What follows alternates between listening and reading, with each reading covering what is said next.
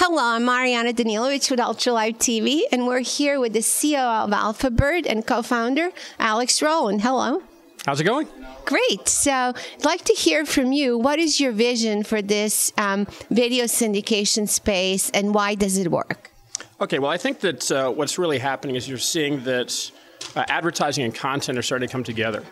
I think if you look at the web is basically a giant on-demand platform. So if you start to look at advertising and content as two separate things, people will increasingly move away from advertising or things that are interruptive and move towards things that are on demand that they select. So I think really what we're looking at is how do you take both those concepts, bring advertising and content together in one package so that the user's actually getting something that they've elected to watch as opposed to a piece of interruptive advertising. So you're creating content out of the whole experience.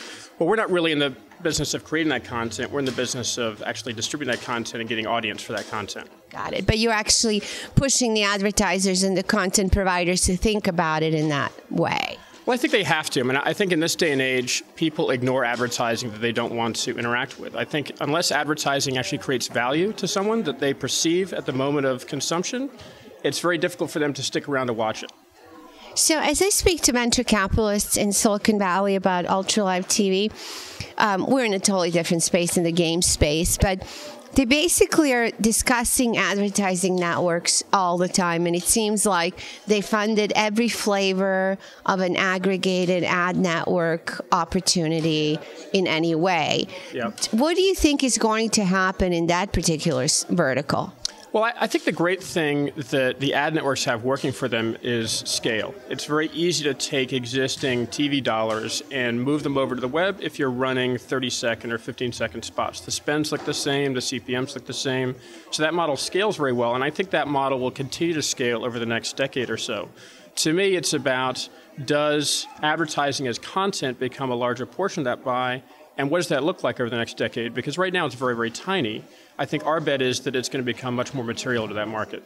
So you're looking at television content just kind of moving over to broadband delivery mechanisms. And because of that, de facto advertising and regular television content will be just delivered differently. And that presents an opportunity for someone in that business to scale.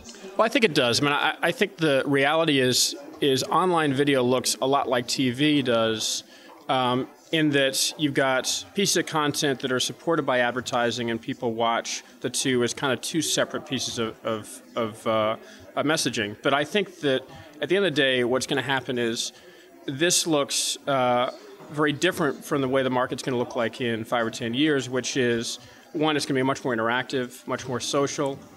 Advertising can be blended much more seamlessly into the content. But that's going to take a long time to come about. So I think we're making a long-term bet here. And I think also, I mean, part of the issue is in our business right now, since it's so new, the pricing is much higher than you're going to pay for a traditional TV spot.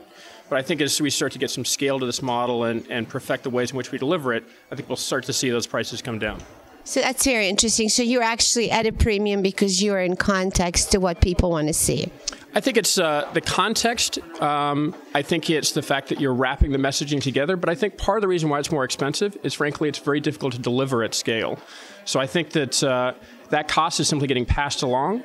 And I think that they can still justify an ROI basis making that investment. But I think for a lot of brands, it's still somewhat of a difficult decision to make. I think we have to make that decision very, very easy by getting the price down. And you will. And we will, definitely. Thank you very much. Okay, thanks, Mariana.